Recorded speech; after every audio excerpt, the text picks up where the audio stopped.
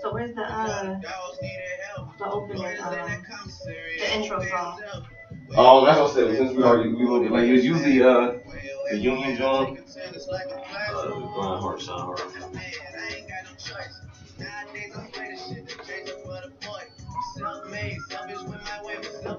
All that brand with all that money, you see that picture I sent? Yeah. I was just like, yeah, this is crazy. I was wondering why you sent me that. I was just looking at it like it was off the back. You know what I'm saying? It was super caring.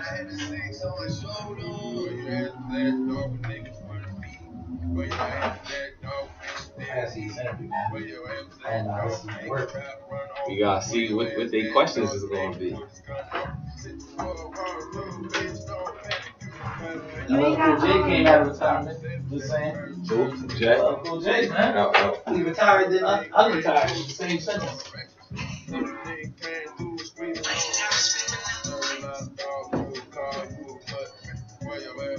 Yo, did y'all link up with Bonafide and everybody? Another session? Nah. I don't know who they. I thought they was talking about today. It's just talking about today. Yo, you said you saw a white phone laptop charger over there yesterday? Nah, last week, yeah. So are we regular? Yeah. Okay. I got something for us to talk about today. Alright, we should be going in.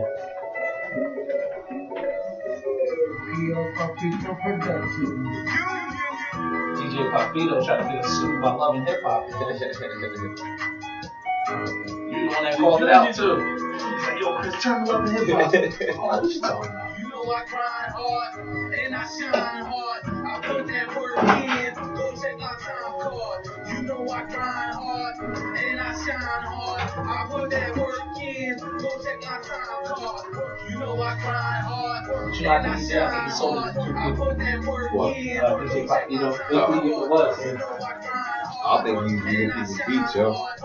Did he still get his beats? I think so, yo. I think he's trying to release something. Because you notice he went low after that. He got real low after that situation. He was weird to me in the first place.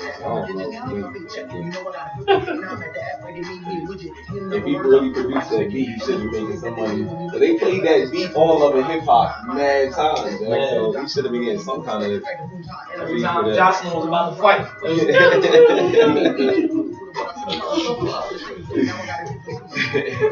Yo, I remember the first time I heard it, I was like, yo, our song coming on, yo, we on hip hop. I was like, I'm laying on the couch just chilling, and I turned in like, that damn sure is that thing.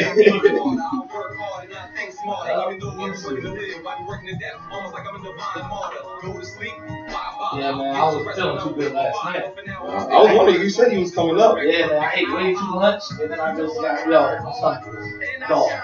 It was one of the situations like if I leave the house, I might go to the car.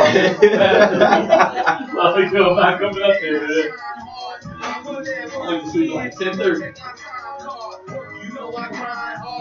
It was cracking last night, I saw the picture.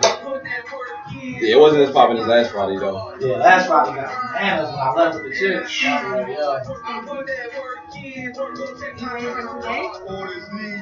Did you take these? I kind of did. I mean, it wasn't, yeah, like I said, it wasn't like last Friday either. I mean, I drunk and stuff, but yeah.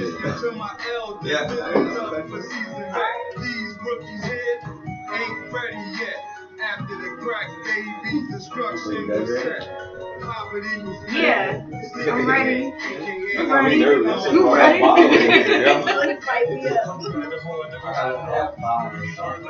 got a bottle from last night. You gonna stick around today? I'm nervous. You're now plugged in. This is your girl China D, and I'm here with The Voice. Yeah, DJ Butta-Fingaz in the building. Plugged in. It's Steven, because I ain't got to call something yet. Well, we definitely have a very nice show for you. It's actually a little surprise. We have somebody special in the building with us, but how was everybody's week? Good, mine was good. My week was alright. I don't know, even though I'm not really showing it, like, kind of get personal, whatever. Like, I just got a call this morning, 7 a.m. Like, my father just died this morning. Oh, I'm so sorry to hear that. Yeah, it's like, I don't know, it's weird. I'm kind of like feeling mixed emotions about it. I mean, 'cause my dad wasn't really in my life like that, so it's a little weird. But yeah, it's just a weird call. Like, I actually got a sign to get him cremated and stuff too. So Wow, I'm sorry to hear that. Wow, yeah. Well, Not to ruin the mood. no. I mean, It's on a just lighter crazy. note, do you want to get to some chat, little discussion, conversation? It's a good one. Because I definitely have something for y'all. Very good one. And it can go two ways. So here we go. So this the other day I was listening to the radio and it was a caller and her dilemma was she's secretly on birth control. So her boyfriend of 10 years, he's been, calculating every time they do it, calculating her period and her ovulation. And every time, a couple weeks go by, he's like, all right, you pregnant, buying a bunch of pregnancy tests and so on and so forth. But she's been on birth control. Now, the reason why she's keeping it from him is because she wants to get married before she has a baby. So why she don't just communicate that? Yeah. I don't know. She just was like, if he can't marry me, I don't want to have a baby. So she's just not only is she on birth control, she's on the IUD. So it's a 3-year birth control. Dang. Because she's giving him 3 years. But they've been together 10. I don't think you should have to tell him Mhm. that you want to get married after 10 years before you have a baby. That's something that should be in his head already. Yeah, I mean, yeah. So I'm with her on the birth control. I don't feel as though she needs to tell him anything about her body. You're not my husband. What you mean? No, That's no. I don't But think. you don't think he's like a fool after, he shoot the club up and he like, oh, you pregnant, babe? And she like, not this time. Like, that's kind of wrong. I mean, like Butta-Fingaz said, why don't you just communicate that with They him? both seem like they got a communication problem. Because, I mean, obviously, he wants a child, but for her not to say, like, yeah, well, it's not going to happen, whether it's an ultimatum or not, but that's still something she should communicate. Because I thought she was going to say she just don't want a kid. She's trying to hide that, period. But if her only thing is they want to get married first, I don't see nothing wrong with that. Is he not planning to stay with her? Like, where is that? I don't Well, see what like are it's your more views on that that? Do you think that's like, why does he want a baby? I don't understand why he want a baby, but he don't want the commitment of marriage. That's what, how do you know that, though? Do we know that for sure? Why They've would been you- together 10 years. That's the first thing that should be on your mind, not a baby. You should want to have a baby after you enjoy your time with your wife. Yeah. So I mean, times are changing personally. I think times are changing, so it's kind of like I don't think everything comes. no, but everything comes like it's weird because it's like he's trying to think like he's been with this woman for 10 years. What if he's thinking about do I really love her or not? So Or why would you have this a baby? would this child, because he knows he'll love the child, would this child help with that? No. Well, why would you bring a baby in a situation if you're not sure whether you love a person or not? I mean, after 10 years, you need 10 years to figure out if you want to be with somebody for the rest of your life. That's a long time. Yeah. And a child in some situations don't make a relationship better. It could stress a relationship. It's another person you got to take care of. Right. That's Maybe 2 more in his people head. on his end. Like Maybe in his head he thinks it'll help. I don't think that that's a smart. I don't think that's a smart Not idea at at all. all. I mean, I would definitely make her my wife. But Why would you want to go into a baby mama drama?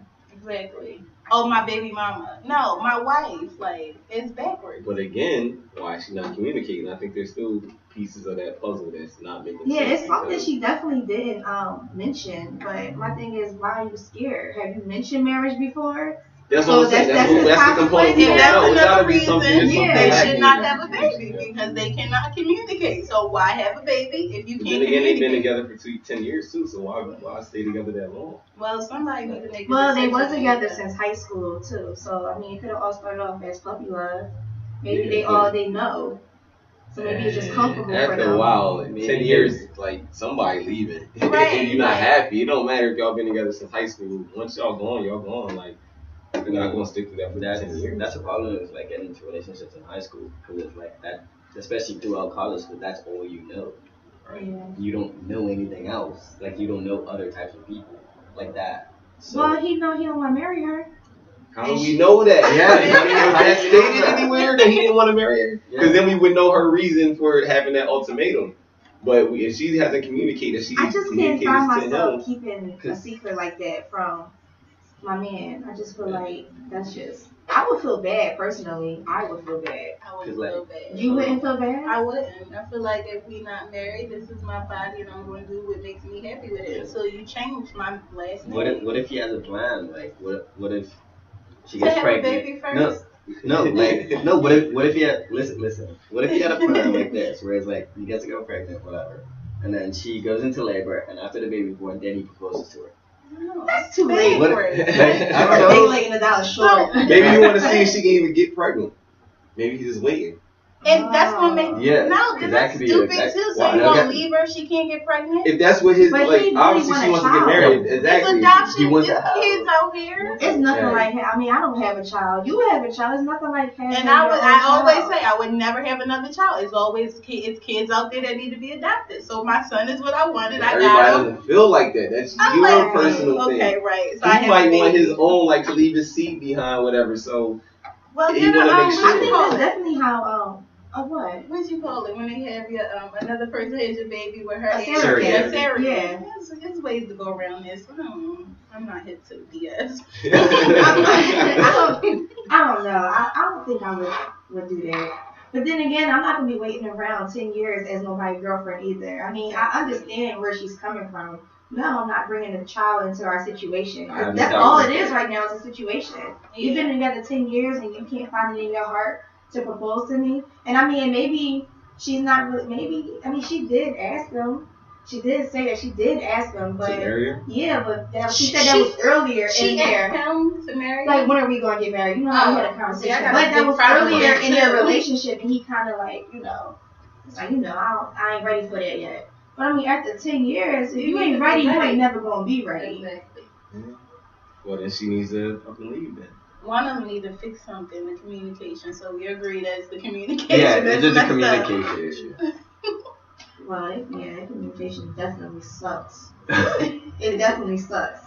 But, alright, are we done? You want to get into these highlights? No, see, y'all messing up the format already. So you go into the song, then you come back and we do the highlights and stuff, you know what I mean? Which I'm trying to listen to. You can put on the song. I don't know if I put anything else in there. Well, that's alright. We have a song called A Message to Yours Cheers. from our artist of the day, Yeah. the Realest Emcee. So, here we go. What you said? Is it a short one song? Yeah, I don't know if that or if that will keep. If you want, I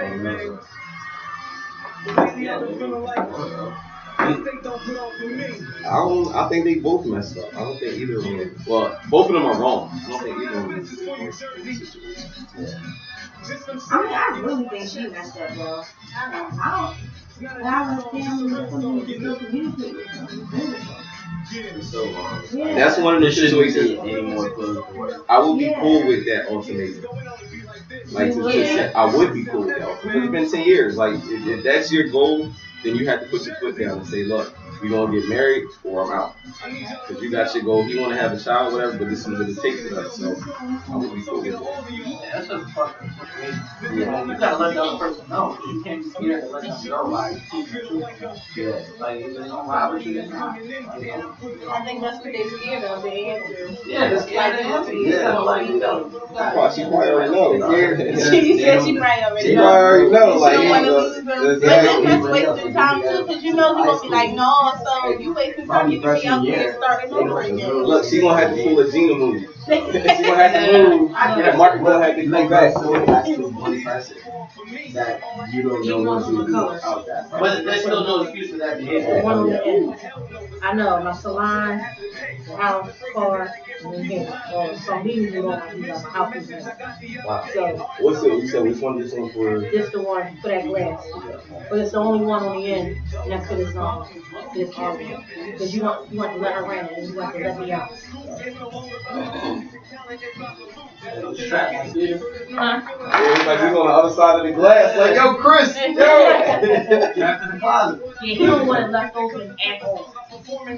Like, he don't want it like, if for first of all, you told me I had to personally come and let everybody in and out. First of all, I can't have it, right? So I got a whole life, I got kids at home, living home all morning, like, it's not gonna happen. Monday through Friday. So, that's why I'm leaving these and I just come back and I got to come back. So you know, after the holiday, you put the artist on. Somebody can let you out. Yeah. Yes. What's the kid? This one for the downstairs, this one for the Alright. So, wait. So they got the dude that got glass door. And then they got the other door. So you don't like him personally? No, I don't like his way he was presenting when he first came out. Like Thrift Shop was cool. It's a novelty. It's like MC Brain's Oochie Coochie La La Oh, La. I like that. It's about What's the difference? It's like little what's the song I played? I said the white boy that rhymed. Dang, I forgot Little his name. Dirk or Dirk Little Dicky? Little Dicky, whatever. They got the But Lil drum Dicky's a joint, right? comedian rapper. But yeah, but I'm saying this that Thrift Shop song was kind of the same thing. No. It was different. It was No, different things. No, the point of Thrift Shop was to tell people that they don't need to spend a lot of money. Exactly. And what is the Lil Lil Dicky song Dicky was about? like Not a going comedy broke. song. Yeah, He was it joking. is. He was He was joking about joking. being Jewish, and it was the commentary of Jewish people are cheap. It was Exactly. about him being a cheapskate, not You about. don't think at the end of the day still had some of that? No, I think it was still two had different- difference to that, yo. It's It was not two presented to different be things. legitimate rap. You know what I'm saying? Macklemore is presenting himself as a representative of hip hop. That's But cool. then he But came that in song was his under- song that he got on with. That song is the song he got on with. So he used that as his tool. Disclaimer. I have nothing against the LGBT community. Just pay your taxes and I'm cool. Right? But Macklemore coming in saying, oh, I hate some of the lyrics other people say. I don't think that should be a part of hip hop. Where do you get off telling everybody else about that content? Everybody has a choice. They can listen to what they want. But who are you to come into hip hop and tell me about something that I live, I'm a part of, I come from, and you don't really come from hip hop? How do you know he don't come from hip hop? What do you mean come from hip hop? He just doesn't come from hip hop. It's like this. How do Like, you come from hip hop? alright, I'm gonna tell you like this. A white rapper cannot come into a white suburban rapper cannot come into the hip hop game and criticize urban music and urban content. You see what I'm saying? Culture. That's like me And going he's into country criticized music. At the time that we was at the time the state of music is right now in hip hop, why couldn't he do that? Okay, If he came in our era and he did that, I would see your point. But at the time of the hip hop that we're in right now, why isn't that relevant? you know what he can say, like, yeah, he can champion the rights, but don't put down other rappers who aren't saying what you thought you said, which is why Kendrick had to be like, look, I wasn't really mad at your messages, but don't try to involve me and put down my brothers for their content and try to lift me up as one of the better ones. You know what I'm saying? Kendrick was like, yo, I didn't appreciate how you involved me because you picked me against other artists just because I'm conscious, when really there's nothing wrong with their music, they do what they want. Because the fans are going to decide who they're going to listen to. You see what I'm saying? But Kendrick, But you got That's to me, I don't know, Macklemore is like though. coming to somebody That's else's like house telling them Macklemore. how to rearrange their furniture. Like, yo, this is how See, but I think your issue, you say coming to somebody else's house. Hip hop is not black, yo. Now, I know it's not So black, why but is he coming to Macklemore somebody's is house? not hip hop. Why is he not hip hop? What makes him not hip hop? His music is pop. But that's what most of the music is now. But don't tell me about hip hop when your music is pop. But this is And you can't, you're not a rhymer. You're not a rhymer. You don't pass the smell set. He is a rhymer. Why is he not? I don't think he's a rhymer. Third Shot was a nifty little. What's the joint he had with the Fat Boy or whatever? That's not a hip hop song. That's a pop record. That was Sean Kingston all the way. It's hip hop. It's hip hop. But that is the era that we are in. Who commercially successful right now would you call hip hop? Commercially, I'm not talking about like. J. Cole just went platinum. Hold on. Let me explain. Nas went gold last album. Yeah, see, no, I'm talking about. When I'm saying commercial, no. Hold on. Let me finish. I'm talking about on the level as far as not selling records. Drake. Yes, that's still it. Okay, Drake. So, would you consider him? No. How many times you hear live Jake on the radio? I'm talking about commercial success. Like, not like Future. And he's hip hop to you? I'm gonna say he's more of the hip-hop culture. too? He's hip hop culture. He's street based music. Why? And he's Why? not Because he's black. What No. makes him more hip hop? Because What he's makes him making more hip hop? records that. Eminem is hip hop culture. Yeah. Oh man, Eminem I think is y'all got it wrong, culture. man. I think y'all got it Nah, wrong. I'm just saying, Macklemore, that song, This Is Your Moment, that was not hip hop. That was inspirational. It was hip hop. It was That was hip pop, right? hop. It was hip hop. That's a poppy song. It wasn't poppy song, but that's what commercials says. Y'all was talking about earlier. The rhymes Jay-Z were trash. and Nas, right? Yeah, So we you talking saying about Jay-Z was more of a commercial? I think it was you that was saying that. Yeah, but they were both hip hop. Jay-Z Well, was about what's the the production, difference? Nas was about the artistry. And the production on that song. Look at some. All right, here we go right here. And I already know you don't like this person either. But I want to see what you say. Eminem. Yeah. Some of his songs, are they not hip hop? Especially more now. Yeah. But they were always primarily rhyming over Dr. Dre beats. You gotta look at now. Listen. Most of his songs How are My Name Is hip-hop remove Eminem rock, on there and put Redman on there. It's a hip hop song. It just went pop because it was white. Which one? Hi, my name is. That was a hardcore 90s beat. That's when he Role first model. started. Well, we're gonna go through his whole career. But think about Slim Shady. Was that Which hip hop? one? Hi, my name is that Joe. Was that hip hop? Check the rhymes on there though. That was. It was exactly lyrically rhyming. you're not making sense. First they say check the rhymes on one song. You know what I'm saying? Macklemore wasn't really rhyming about. He wasn't talking about shit. The song had no melody. Like, this is your moment. It was some homeless shit, man. It was like Lauren son. It was some Lauren son shit, man. No, I thought it was a good pop song. It reminded me of Hey, Hey Brother. You know that song like that? You know what song I'm talking about? Hey Brother. It was like right along that line. It's top 40, and it's like borderline. It's just pop. It's just pop. That's what it is. Macklemore is not hip hop. Even that new song he came out with Downtown, by putting Grandmaster Flash and all them on there, or Melly Mel, this was trash. Yeah, I don't think Macklemore can count as hip hop. He's not hip hop. I don't understand. I think he counts as hip hop in this era. He can count as hip hop. Yeah, but most of them are. I'm not gonna call Future hip hop either, though. Future is trap music, and it's a derivative of hip hop culture. Come on, I agree with that. There is different levels of hip hop in different sections, but I don't see why if Drake can fit into it, I don't understand why Macklemore is a derivative of pop. And that's what I'm saying. We consider Flow Rider. Flow Rider is pop. Like he's pop. When he started, he was what?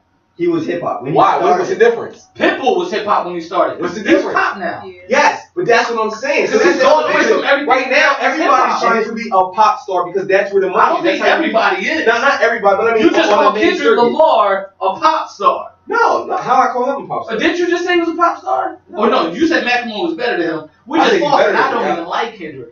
I don't like Kendrick either. Though. That's crazy. But how do you? But no, how do you? You said I like don't his shoot music. me. I like his gotta music. shoot somebody else. No, how do you think? Why do you think? Like personally, I prefer Tupac over Biggie, but I'm not Biggie over Tupac. Me too. I prefer Tupac over Biggie, but that's not taking away from Biggie's. I'm not gonna say Biggie's Tupac's better than Tupac's better than Biggie. They're not. Like they're honestly, in my opinion, they're equal. It's just artist, rapper. Biggie's as good as you get with being a commercially successful rapper, and Tupac is as good as you're going to get from an artist. You see what I'm But saying? that's not taking away from. Because to me, I just prefer Tupac. Biggie and Jay-Z are the same thing. That's why Tupac and Biggie couldn't have peace because they're two ends of the spectrum. There's guys that are writing for a different purpose, like we were talking about. And Biggie was writing just for success. He was just trying to be successful. He wanted to make you dance and make you. I don't think that's what he wanted. I don't think that's what he wanted initially. I think because even in the movie and everything, he said Pac was the one like, yo, you need to start doing the commercial joints to get on. But even Pac, but what's crazy is Pac's first hits were all conscious records. If my homies call, Brenda's Got a Baby. In the beginning. You know what I'm saying? Beginning. But his whole career. Dear Mama. No, not all of them, though. Yeah, Dear Mama, Me Against the World. Come on. Pac. No, not all of them. What are you talking about? Hit 'em Up. You talking about? We're talking about right before he died. Jodeci. How do you want it? How do you want it? What was he rapping about? The direct. Getting and all that. No, he wasn't. What else we rapping about? Then Hillary Clinton, Mr. Bob Dole. You too old to understand the way the game sold. Your lame dog gotta hit you with the hot facts. You making millions and your brothers trying to top that. No, what's the joint he says? What's the joint? No, that's not how you want it. Yes, it is. No, what's the joint? He be like hitting switches on bitches like they built with hydraulics or something. It was a radio record, but he came at Bob Dole. He came to see Dolores Tucker on there about criticizing hip hop. So there was always conscious. Even in America's Most Wanted. People thought America's Most Wanted was a gangster record, but they were talking about like, yo, we're America's Most Wanted because we're black and successful. That's the difference between what Biggie and Jay-Z present and what Pac and Nas do. You see what I'm saying? There's no commentary. He said Hit 'em Up, and Hit 'em Up was a direct. It's a diss record. It's a direct diss record. But I'm saying, you're talking about the last 10% of his career. Like Tupac's career. Tupac had what? 7 albums in 5 years, 92 to 96. And I say 97 because Machiavelli was made. Yeah, after he died. No, before he died. He finished Machiavelli before he died. So I'm gonna say like Tupac, the majority of his career is conscious music. He just gets held by that death row standard because that was a bad time in his life. But even if you listen to All Eyes on Me, which I know they have front to back, it's a double CD, I can rap every single lyric. It's mostly conscious. It's mostly conscious. I'm not a Pac fan, man. Yo, man. It's like you don't like Macklemore. I don't like Pac. I don't like Pac. It's kind of like you don't like any conscious rapper. No, how you figure that? And he is a conscious rapper. No, because I like Common. I like Nas. Did you hear our discussion about Common though? Nah, I didn't hear. Okay, we're gonna get into it. Like, we'll talk about it another time. Well, we had a good Common versus Rakim discussion. He had a poll. What was the poll? Common and Rakim? Polls from Blue 92 Houston. Yeah.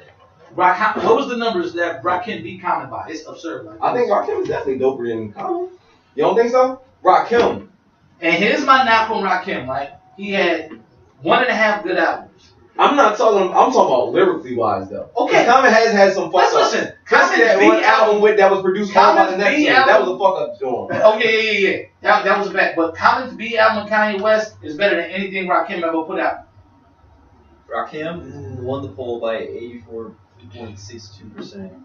That's crazy. Common got Common's been 15. doing it for 20 years. How do we knock people for longevity? Because Rakim was, you remember, Rakim was popping for like 3 years and that was it. He came out with Don't Sweat the Technique, tried to go like dance, like hip hop, and then he fell all the way off. And then he just walked away.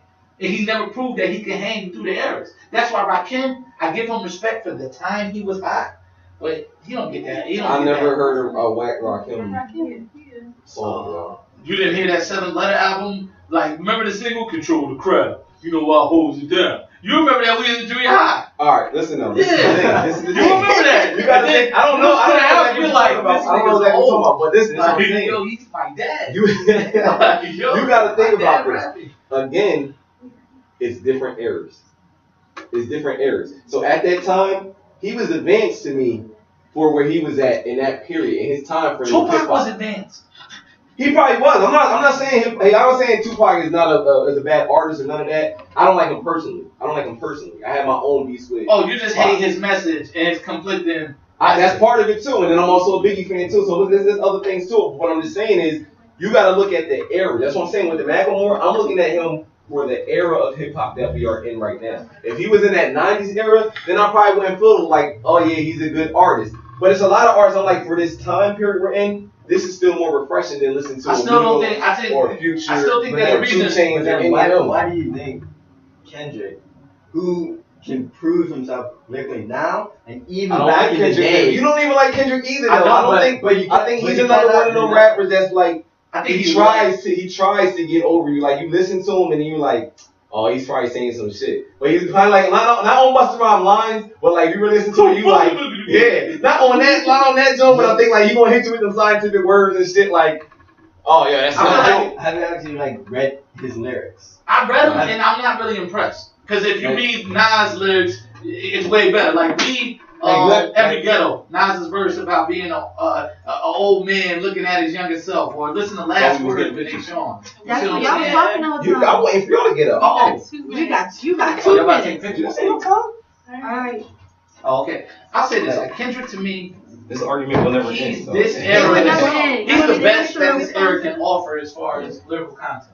Yeah, J. Cole. drops and stuff, man. J. Cole. Add them Jones. J. Cole is pretty much, if not a little bit better Everyone. than Kendrick. What's your opinion? On J. Cole v. Kendrick? Like honestly, I'm a diehard Kendrick Lamar fan. Like I'm a Kendrick fan too. I prefer Kendrick over J. Cole just because not only J. his Cole lyrics, and I can relate to a little bit more than. I prefer J. Cole at times over Kendrick. And I love J. Cole too. I love J. Cole. Always will prefer Kendrick. But I think they complement each other, especially from the era that we're in right now. I think they complement each other really well. Yeah, they do. Because you go for different things. You do. I think they should make an album together. Because I think That's what they're trying to do. they should subtract the things I hate about Kendrick and the things I hate about J. Cole last and song come together and make one dope rap album. Because I think they can push each other. I think they haven't been pushed because they're so far above what Black Cancer? the status quo is right now, which is Future. So there's not really any pressure. It's better. What made Big and Pac and Common and Ice Cube and all these guys step their game up was the climate that they were in. There was always a new MC on the way up. Like Jay-Z, to know the history of how Jay-Z came up. Alright, He's probably the most fortunate rapper ever that Biggie had. If you want to comment on that, wait like Biggie was always Alright, 1 minute. the guy I can that call us right back, okay? the narrative on Jay was Alright, before thank Biggie you. died was, yeah, he's good, but he ain't no Biggie. You know, His name is Jay-Z's Jay good, but he ain't no 19 Redman. It was always like, Jay is good, but he ain't Nas. So that's Yeah, why 19 Jay-Z seconds. laughed 19 at seconds. You know, I feel like nobody's pushing this generation to be better. You know what I mean? I have a point for that. All right, we'll talk about it next break. Alright, and we're back. You are now plugged in. This is China D. If you haven't noticed, I'm hosting this thing today. Yeah, she holding down the boards. Yeah. Alright, we got voice. Hold on. Steven. I want to know what they think about the Macklemore joint too. So if you want to call me, who's listening, I mean, we gonna shut down Steven and They C done had Mill. this big No, old they was debate. hating. We had a crazy debate. So I want y'all to call in 215-909-9925. Let us know if you was feeling that joint or not. The DMX joint too. I want to see what y'all think about the DMX joint as well. But yeah, so we got China D, the voice in the building, Steven in the building. Steven. Alright, well, we're going to get into it all. Now, you know, today we have a very special guest.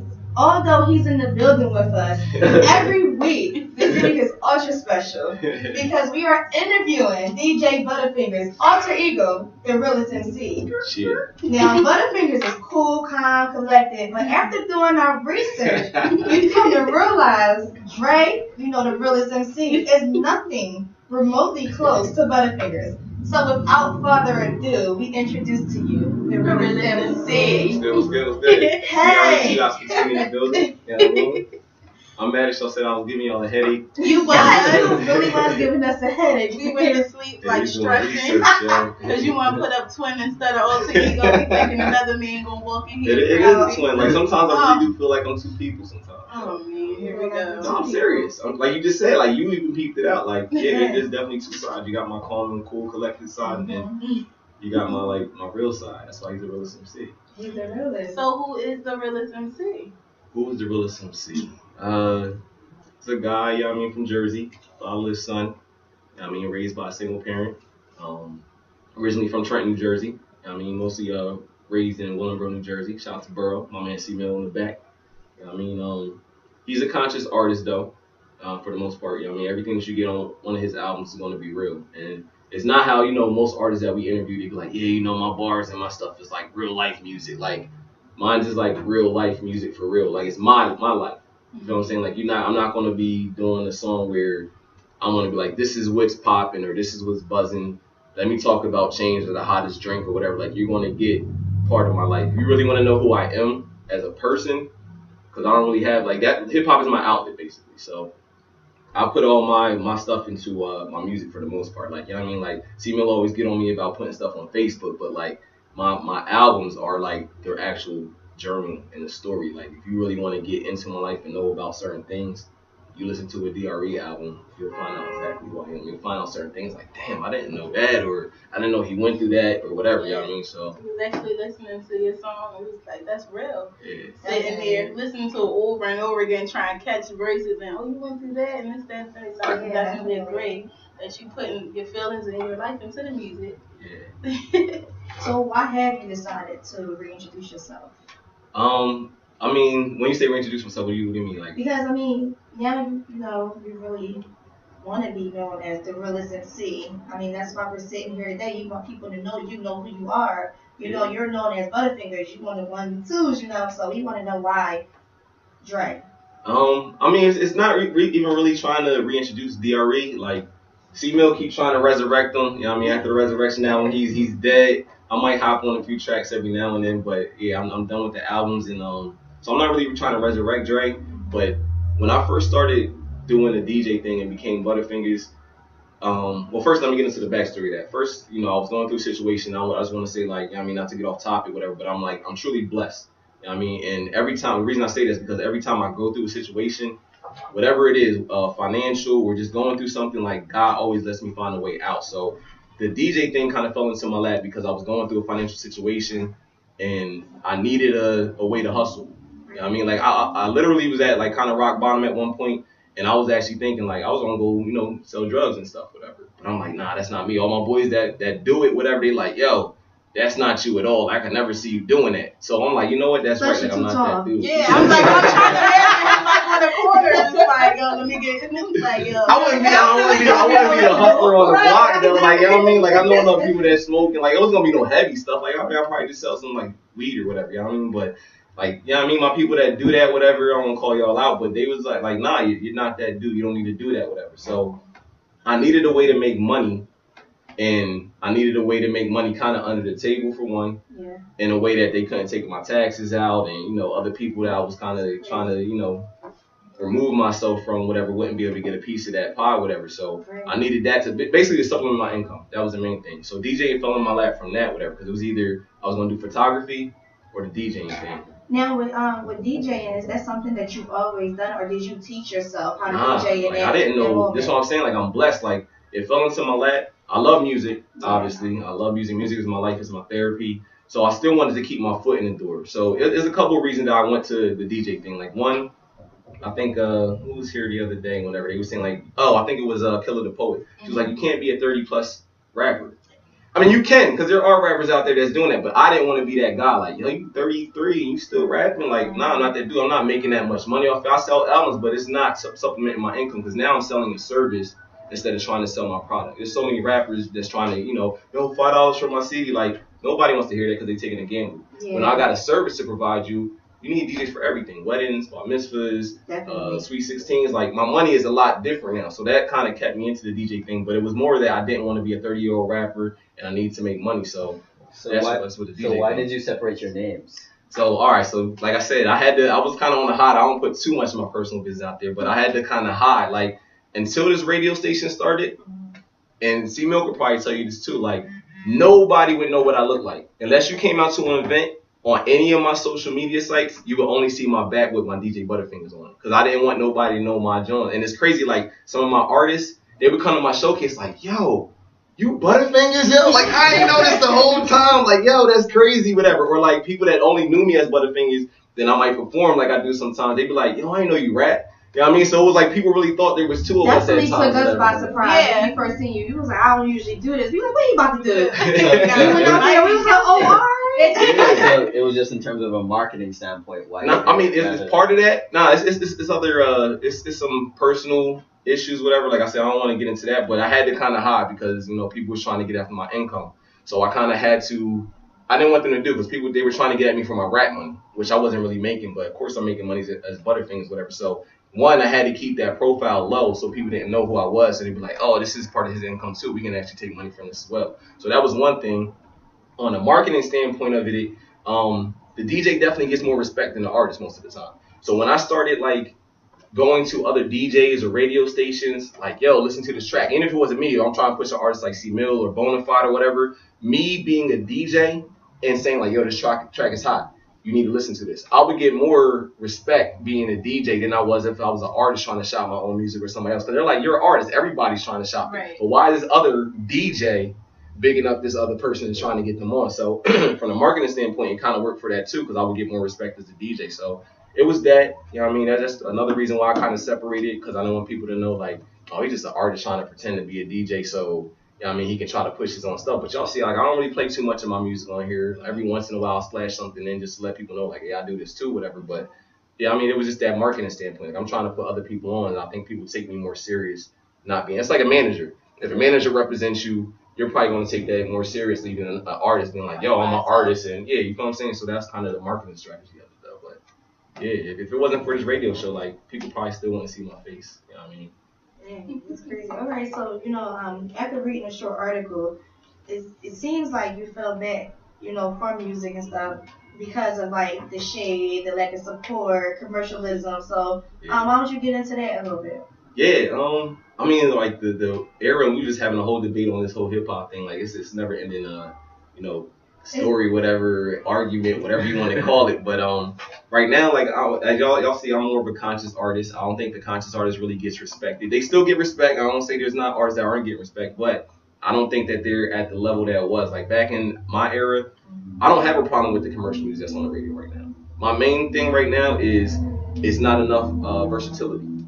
back in the day, you might still get like a person that does music like Future or Lil Wayne or something, but you will also have a Common, you would have a Tupac, you would have a B.I.G., you would have a EPMD. You know what I mean? Like, where are the EPMDs on the radio right now? None. You don't hear conscious music like that anymore. So, like, as me being a conscious artist, I've never been an artist. I don't know what albums y'all listen to or what songs you listen to, but I'm not a guy about gimmicks. You know what I'm saying? That's why I'm the Realest MC. Like, first of all, my name being a Realest MC, I gotta be real. Because if I come fake, somebody call me out on that. Like, you're not the Realest MC. You're fake as hell. You're trying to do this, whatever. You know what I'm saying? So, like, you know what I mean? So, like, when it started getting to that era where I'm like, yo, the people that I looked up to in this game, whatever, are not really getting put on. And I see them doing shows at, like, the TLA or me doing shows where I'm DJing these shows. Like, damn, how I'm doing a show with KRS-One, whatever. Like, they must not really be getting paid anymore. You know what I'm saying? That made me want to be like, it's not worth it anymore. What is my purpose to be in this game? Because they don't appreciate the Real consciousness. music, right. Like we talk about a lot about conscious artists here. What is the upsides and the downsides of being there? Because we do see a lot of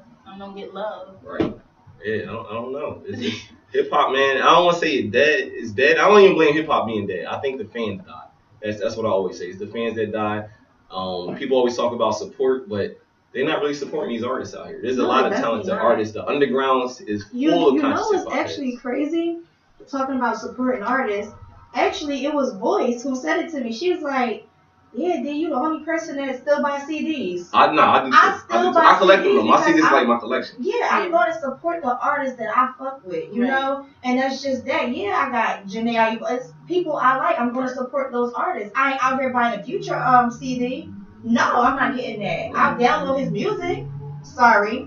But I mean, I'm going to support the artists that I really enjoy because I want to keep hearing music from them. Right. You know? Right. So, I mean, if we're not supporting our artists, we're going to keep having this trendy music, this down south, the Migos, the Futures, the guy that sing Panda. I thought that was Future. He's from Brooklyn. Exactly. That's what I was just saying. You don't even have a New York sound. You're disrespectful. Designer, right. Yo, he actually just kicked a freestyle on High 97, and they told him it was trash to his face. Oh, word. Yeah, I'm glad, though. They need to start telling people that. Like, they can't just keep beefing up these trash artists. Yo, but I blame the radios as well. Like, it's not just the lack of support. I blame the radios as well. And I know at the end of the day, like, for these major stations, you got to get your paycheck. And they, you know, for the most part, it's government control to me. I believe in conspiracy theories, whatever. I actually got a song if y'all check out conspiracy theories, whatever. But I believe the music is controlled by the government as well. I mean, because they want to keep us in jail. They want to keep us locked up. They want to keep us, you know, killing each other, all that stuff. And the music right now, it promotes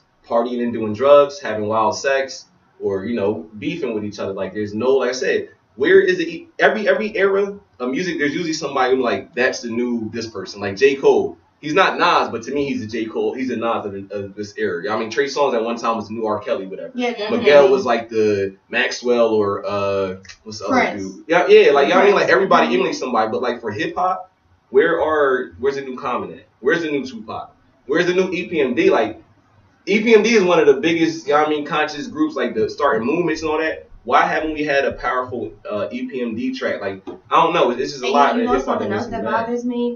I was just telling my people this. I was just like, why did it take for Phife Dawg to die for him to be called a legend? Why wasn't he playing A Tribe Called Quest before? Right. Why did it take for a group member to die for it to be a whole, you know, I call it the marathons of the radio, for it to be a whole playlist of their songs? They've been making good music. Y'all do the 12 o'clock mix every day. I never hear A Tribe Called Quest. I mean, shout out to Boom. I can't front. Boom plays some good. Well, and they just had the movie which really started the renaissance of A Tribe Called Quest. Remember Beats, Rhymes, and Life. So, in defense, there has been a Tribe Called Quest appreciation recently. But I do hate that it takes for people to die or go to jail for people. What's the lock song that they had? But it's like that in the hood, though. Yeah, what's the lock song they had? Or as a matter of fact, was Biggie. They don't love you. What's the You nobody till nobody until exactly like that. I don't know if you know, but like one of the smaller not underground, but he was coming up. Bankroll Fresh.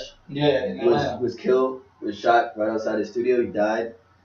But I was looking at Hot New Hip Hop, their comment section, when like he would bring out music, people like, oh, he's trash, blah blah blah. And then after he died, now I see people saying, oh, he was the greatest. Well, you never know. Because everybody want to get on that, oh, I mess with you, Stack Bundles, whatever. Stack Bundles, Big L, like, it's a lot of people that, like, some of them were really hot, you know what I mean? But I feel like their deaths or whatever, or them going to jail, like even Max B, like I don't think he's the hottest dude out there for people to be riding the wave on him like that. Right. But I think that him being that artist that's in jail, I think that kind of gives him the extra buzz. But but Max B was on the forefront. He is like Future before Future. But he never. I'm not saying he's bad. He was a different thing for a different generation. You see what I'm saying? Like, but Max had a following that still loyal to him to this day. Definitely. But I think his jail thing kind of boosted him up a little bit. You know what I mean? So make more money when you in jail. It's a shame. It's just so sad that it takes for somebody to get locked up or for somebody to go to jail. Die for them to get the recognition that they deserve, or all that hard work that they was doing while they was here in front of us. Now he go away or he's gone forever and he's the hottest thing ever. How come you didn't let him know that when he still was walking the face of the earth? How hot he was. And that's just not even like music. That's in our hoods. That's so crazy. Now why you don't want to put my picture up on the wall, spray painted when I'm here? I'm just as popping now. Like, it's just crazy. But when did you realize you had the talent of rapping? Think back to the first time. I remember the first time. Like, I started when I was 16. My man Carlos Pitts, Gemini. You know what I mean? We had a duo, whatever, called NFL, which was Niggas for Life.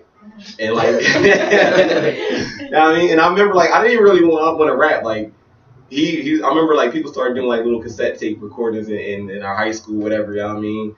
And I think he got into that, whatever. He was like, yo, you want to rap with me? So we used to like go to his crib after school every day, whatever. And we had like one of them little recorder joints that your teacher would play the little story joints on. Oh, yeah. You had to press a record and play at the same time to record. So we would put that in front of a boom box and play the instrumental from the boom box. You know how like, cause back in the day, I don't know if y'all remember, like, I don't even know if y'all was still out when like the tapes. If y'all was born yet, when y'all around for tapes, you know how the tapes back in the day, they used to have the 2 singles, then they had an instrumental. So we would take the instrumental, played it on the boom box, had a recorder in front of that, play that, and look, we would have to like rap over the joint to make sure it was clear. But see, listen, you gotta respect that grind. Yeah. Because that was this is the grind, because if you fucked up, you gotta think we're not in the studio. You gotta start the whole song all the way over. Like, we over the joint, like spit coming out because we holding around, talking down, like, damn, you fucked up. Because it wasn't like you can take a take of it and then, splice it in. Right. You had to do the whole song on purpose. So when we got it, it was like, yeah, we got it, whatever. But it might have been like 50 takes. I mean, like, it was crazy back Talk about the cost of buying blank tapes. Oh, it was crazy back then, but expensive. I think it was like, there was no dollar stores back then. It was $10, you get 2 blank tapes. Because that was the CDs at the time. That was the CDs. Maxell, if you want to you had to go get Maxell or like Dolby. Yeah. Like, so the other ones would fuck up sometimes on you and stuff. Yeah, we started making tapes. We had to buy karaoke. Ain't even no Radio Shack anymore. Nah, but I think at 16, like, I realized I had the talent to write. I still didn't want to be an artist, whatever, at that time, though. But I went to Drexel University, and I actually was going to be a fashion designer. I wanted to be for a fashion designer. This is before everybody started doing a fashion thing. So, of course, my uncles, whatever, they're into the whole, all the guy fashion designers were gay. That was that era. Like, before Diddy and all them started doing it, if you was a fashion designer, you was like Calvin Klein and all that. So people was looking like, oh, the gay guys, like. So now that kind of made me like, oh, I don't want to be a fashion designer because I don't want people to think I'm gay. So I'm like, what else do I want to do? Well, I love music. So I wanted to start my own record label, which I started the Real Entertainment. And I signed a couple of artists. And I wanted, like, at the time, Diddy was popping real heavy. You know what I mean? So Diddy was definitely my inspiration at that time. I wanted to be like Diddy. I didn't want to really do the rap thing, but I wanted to hop on a couple tracks every now and then. So I would hop and my artists would be like, yo, you hot. You need to put out your own album. I'm like, nah, I just want to hop on a few tracks, whatever. And then finally, like, I started writing a little bit more. Like, yo, I actually got talent. They kept pushing me at it, and it became my outlet. You know what I mean? Because I have a really real problem with communicating with people. Like, I don't really communicate. That's why I kind of do the Facebook thing, whatever. But my music is like, that's my main outlet. If I don't release that, whatever, like, that's how I release my stress. That's how I talk about things that's on my mind. Like, that's my outlet, whatever. So that's when I think, like, around 23, that's when I really was like, all right, you know what? I'm going to do a DRE album. And I did it, and then I got like a good response from everybody. MySpace. Yeah. I remember your first album was the composition. My hip hop composition. Yeah, composition joint. We got Is that what we looking at on your shirt right now? Yeah. Is that it? That's the first time Question. That's all. It's a throwback. It's all baby right when now. I say he flooded MySpace, this was 2000. They see how I flood the promotion now, though. 2006? Right. 2005, 2006. It's about Yeah, it's I think it was 06. Yep. Yeah, 10 years, man. Come on. 10-year anniversary. I might do a the realest, like a greatest hits. You know, I don't know. I might put out one new song maybe just for that joint, but I don't think I'm done. I mean, you got fans in London, man. People out there is copping. Yeah. Shout out to CD Baby, man. I still be getting royalty checks, so I appreciate I that. got a couple. We You got got call those? on the Yeah. line, Black Cancer, man. Yo, Black Cancer, what's good, brother? What's up with you?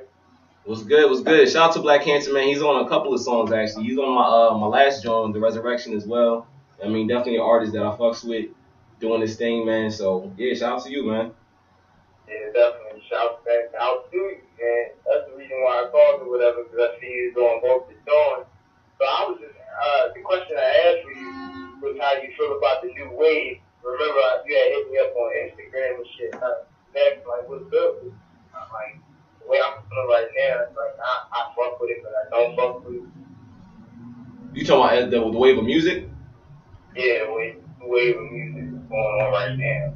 Yeah, I mean, to be honest, like, it's hard, yo, because, like, that's one of the things, I don't want to say I hate about being a DJ, because it has definitely opened my ears up to listen to different music, because I used to be in this one lane, like, strictly hip-hop, and then, like, some R&B cats, but now, like, I gotta play a lot of music I don't like, that's one of the things I hate, but at the end of the day, good DJ, you know, I gotta pay attention to the crowd and please the crowd, so, I mean, it's a lot of music out there that I don't like, but it's still, like I said, I don't think hip-hop died. I think the fans died. So if you really want it, you got to look for it. And it's artists out here, you know, you got Black Cancer. You still got the Realest Emcee albums. Like, everybody doesn't know my music. You still got C Mill. You still got Butta-Fingaz. You still got Craig Lynch. Like, there's still people doing it. Mr. Fickle. There's people out there that's still putting out hip-hop. But the true fan that really wants it, you got to go out there and search for it. You're looking for a diamond. You can't go in a coal shop. You got to wait till that diamond is made and then find that coal. You got to dig for the treasure. So it's still hip hop out there. You just gotta look for it, and we gotta stop supporting. Like, turn off your radios.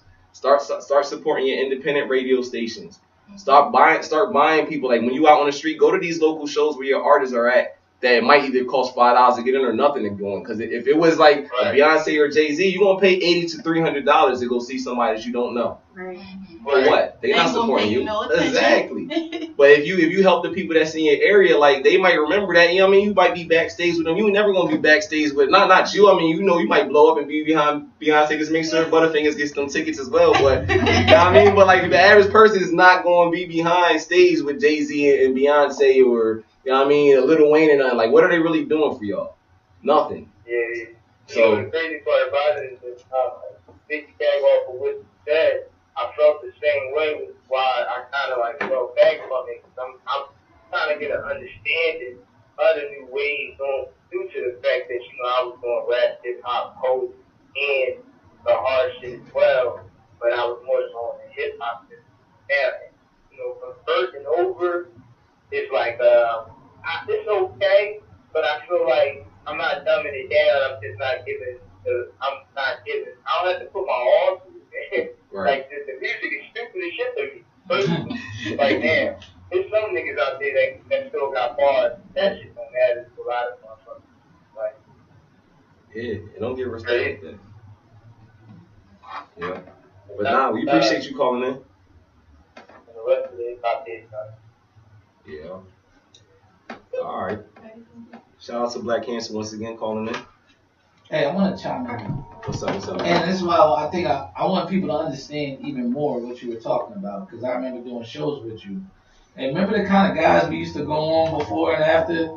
They get up there, bitch, shake your ass. Look at my chain. Look at my chain. I mean, this is really what you would see. People try to ride the wave for real. Yeah, they were trying to ride the wave. Like, and we're being from Jersey, right? We're guys from the element of hip hop. So we out there trying to put out Jersey music. And we work hard at our hip hop. Like he said, you had to be your best to feel like you had to come out. But I felt like, I want to say around 2008, when me and you started linking, it started changing really bad. It started becoming sunglasses and cups and on dances stage, at every song and all that. Like, yeah, and then I would notice, like, you would get up there and do a track, talk to the people about something real, kill it lyrically, give everybody all the checklist of what a dope MC would. And then you get the, yeah, man, Yeah.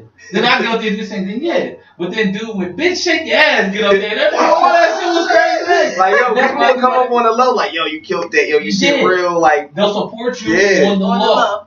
On the low. Right. And then that's when I knew it was changing for you. And I'm like, yo, especially coming from our area. Remember, like, we're from an area where not everybody, it's not mostly gangsters, right? And very few people that rap about the streets were really even doing street activity. But, like, there were certain people who were keeping it real and were way better than these people. But because that wasn't the trend and conscious music hadn't come all the way back yet, the people didn't appreciate it at all. And at the time it took to really put together an album. Like, you know what I'm saying? Like, there was a distinct quality in the music that he would give. But I just constantly saw it not being appreciated. But I always told him, like, you know, him selling CDs in London, selling people CDs remotely through the internet, that lets me know that there is a fan base out there and keep pushing, which is how J. Cole and the rest of these cats came up. But also they were on the later end of that, like where their music was becoming acceptable again. Right. You know, but remember that, man. Yeah. The white sunglasses days. You know what I'm saying? The affliction shirts on stage. You know what I'm saying? Like, yo, it was bad times, yo. But really, don't nobody want to really think about the lyrics that you put out, and they just want to dance at this point. It's not about really relating anything. So I was like, I don't really fit in here no more. Like, I say this though, the people who listen to the radio don't want to care. Yeah. And I'm a staunch believer that there's shows, there's tours, there's a lot of people out there doing it lyrically. There's the voice of fire. You have people, and that's why I don't agree that you should stop. I think the Realest Emcee, there's a place for him now because the J. Coles and Kendricks have had their success. And I see it. It's out there. Follow Instagram. These guys are performing. And people are digging it. I'm getting, as I got older though, like I said, one, I didn't want to be that 30-year-old rapper or whatever. You know what I mean? Like, unless that income from this was like so significant, like, yo, I'm making money. I don't care what you say how old I am. I'll be 40 if I'm making $10,000 a show or whatever. Like, I mean, that's not even big money. But for me, to do something that you love, I'll be cool with it. But I wasn't making that money. I was putting out more as an artist because I had to pay for studio time. Yeah. I don't do the bullshit covers, whatever. Like, I paid for my covers and, you know, get my shirts and stuff like that. I was putting money out. But just to get, like, I would go to shows and sell my CDs for $1 because it wasn't ever about the music for me. I just wanted more people to hear me. You feel what I'm saying? So, like, while artists be out there, like, yeah, I got CDs for, like, $5, $10. Like, I'll charge you $10. Yeah, but I'm looking like, dog, I don't know you. You feel what I'm saying? But my concept was, if I can at least get $1 from you, one, I got something for my music. But just because you paid, even though it was $1, most likely you still want to pop it in the player just for a little bit because you spent something on it. Like, if I give it to you, if I give it to you for free, you probably just gonna put it on the side. You're not gonna value it. So my thing wasn't trying to get $5, $10 for every CD. It was I just want to get it in your hand. I want you to give me something, whatever, even though it's not gonna, you know, equate to what I put out for this, but I'm still getting something back in return. But if I sell 50 CDs at $1, that's $50 I made. Compared to selling 2 CDs at $5. I still remember the DRE Christmas stocking stuffer, yo. 3 CDs for $6. Yeah. You get 3 albums and a compilation joint. I'm dead serious. I got 3 CDs wrapped in a rubber band in the mail when I was in ATL. I was sending them out there, yo. Man. I definitely want to get into some of your music. Here we have the Resurrection, following conspiracy theory. So here we go. DRE. Back up in that ass with the Resurrection. You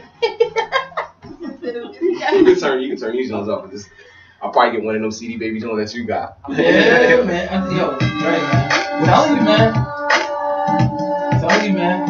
If y'all had to rank somebody to invest behind it, then I'll be suing it. You know what I mean? But the DJ money is too good. Oh, the DJ money is too good right now. Not the DG one. No, what's that? Oh, wait. We need to record it. Oh, shit. Why is it here? Man. Yo, I be sitting there thinking about things since the stage. And I almost feel like people won't cheer. When I got that standing ovation in Philly after like all the streets, drug dealer rap, you know, getting that ovation is probably the realest thing ever. But see, I love doing them shows because we come in here and we give them something totally different. You know what I'm saying? Like, if we went to the show with small conscious, we probably wouldn't stand out as much. No. The fact that we was keeping it real and doing something totally different, everybody doing the turn up, like, I think they appreciate that more, yo. Hey, Beauty and the Beast, I froze everybody. I had to listen, and they was like locked in. And because we practiced this for years. You know what I'm saying? People will come out there just grab they nuts, cuss you out and shit. Like we were really trying to be artists and really talk to people and hit them with like activities. You know, the music had life to it. You know what I'm saying? We came up in a bad time when people didn't appreciate it. As we became old enough to get out there and do shows. Things like that. It was just bad, man. Like, I tell you, it was so nice. I'm ready to fight. Like, like, yo, y'all fucking suck. And then I want to take a piss. And there you go. Yo, run that ass off. What was you doing? Yo, I hate that too. When you get on the stage, like, yo, it'd be like nobody was listening. Yeah. But I'm as an artist, I appreciate the music as well, so I'll stick around to the end of the show.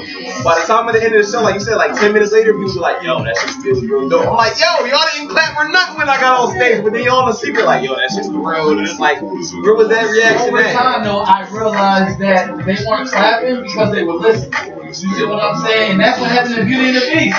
But look at it. What happened to me? Eli Capella got on, got everybody hyped with a remake of Crush on You. And I'm just like, really? You know what I'm saying? Like, it was dope in a way, but it was like, really? It was just crowd engaging. I think his show was crowd engaging. I was engaging in a different way. I was trying to get shit close. He was like thought-provoking. Thought-provoking, yeah. Like, these guys, like, he just got on there dancing and doing his thing. And I just realized at the time, man, like, I don't feel like that's gonna make a person want to quit. You see what I'm saying? Like I said, money though, man. You can still sound. Like, I think you feel different if you had your own recording setup. Yeah, I definitely would. I probably record every day. But I said this is still my outlet, you know what I mean? So many times I've been wanting to pick up a pen and like go through shit, like, you know what I mean? Like I said, my dad just died this morning, so I got like a lot of shit, like I'm mixed feelings with that. Like I want to write a song, but then it's like I already know how it's gonna go. If I write a song, that song's gonna turn into 3 songs. That's gonna turn like fuck. I'm about to do a album. Exactly. So what is it out? It's a snapshot of your life at that moment. It is, but yeah, man. I don't know. Is it worth it? I think it is. Why is it worth it? As long as you're not going broke doing it, like I found out having no own setup. You see how much material I put out because I was in control at that point. And then, I started learning how to like, I'm gonna make some master these songs because I'm not going to continue to pay for it. And also, I don't think a lot of people understand how many bullshit people you gotta go through to produce a house. You gotta go through bullshit engineers. Oh, send your song go. I'll engineer for $25, $75. Remember those days, man? $35, $40 an hour for studio time. KG gets sick, push your album back 7 weeks. You know what I'm saying? My thing was waiting for features. Waiting for features. Waiting for a feature. You literally gotta go pick an artist up and take him to the studio. Yeah, right. You can't be like, yo, I got a track for you. I'll be in that studio 7:30 they come in and you run over to the studio time. Like, all right, ready? Hold on, I need to write my verse. Yeah, like, come on, y'all. You gonna catch these hands. Or just be that they like never do the job. You know what I mean? Like they take forever. Like I'm trying to put this out by so thing. Oh, I got you. Then a week ago, I got you. Like, all right, fuck it. You gonna do another verse yourself, or you gonna throw somebody else? Like it's so many songs that have other people on it. Let's not talk about people that shoot videos. Oh man, I'm $400 to do a video. You got a VHS camcorder, bro. Like, this is 2006. Like, I'm not talking about it, man. Like, a lot of people want to take, when they know you're serious, they want to take as much as they can from you at that time. Instead of he was one of the first people that showed me guys technology. Like, we're all at the bottom, so let's not kill each other trying to get to the top, because all we're going to do is kill each other, and we're never going to get to the top. You see what I'm saying? But a lot of, and I think that's what our community, a lot of us don't with a lot of whack rap. People are trying to lot of good movies with a lot of whack actors. Fuck hip hop. We were in the outcast of South Jersey hip hop, but everybody else came and went. You know what I'm saying? And our fan base is more tied into South Jersey, so things moved on. We can still jump in now. That they used to do the chains. Now they just use it as two abusers, commercializing and using from nothing but pieces of niggas to the blue in the game just to confuse us. It's like you popping. Yo, I'm sorry. You say you're not feeling T-Dot right now, but yo, he doing some things right now. No, I'm not feeling his music. And just from the relationship he had personally, I cannot feel it without. They controlling all the media from what you not that with that beat. what you see on the TV, bro. Street shit involved in it. That's a lot. There's a lot. It was. I know what kind of artist he could be and what he's doing now. I don't respect it. I don't respect it. But you know what I'm saying? I mean, but he's one of the people I'm gonna stay true to himself. He did. He's not trying to get on. And his whole crew, they was a fake gangster rapper. They couldn't get on like that, so now he's singing like T-Pain. Now he's singing like Bryson Tiller. Now he's singing like He's riding with it. And they were always trying to ride away with this. He got somebody that he got down with real artists. I think he could push him a lot further. Believe that they got a hold on your mind. They're even after your soul. I say it's all sincerely, like the rap they made even in that he's always living, they controlling with their cash from what they like that street making what you stand on gas. Even if you're music made them streets, you in the crowd until the American dream is the thing of the past. They try to do it after the fact. Exactly. The music, you trying to making others be slaves. It's America's so-called land of opportunity. They ran the actual problem because, like, I know so much. Nah, I'm not trying to start you can't go down I'm just trying to appreciate the people in my community. God gave me an opportunity to lead and teach. So this ain't rap, everybody. It's my freedom of speech. Alright, we're back. Yo, that was one of my favorite songs, yo. One of my favorites. Like, I think the two songs you just played, I think they were like two of my favorites, but I think slept on. Like that conspiracy theories, John. Like I think it was a lot of knowledge in that, John. You know what I mean? But the resurrection track, I don't know if you ever really listened to the resurrection track, like the story with the ghost thing, whatever. Like that story to me, I don't know. I just appreciate it because one, that kind of set the tone for what the resurrection was going to be, and I just thought that the process of the story writing for that, John, like that was your hungriest project.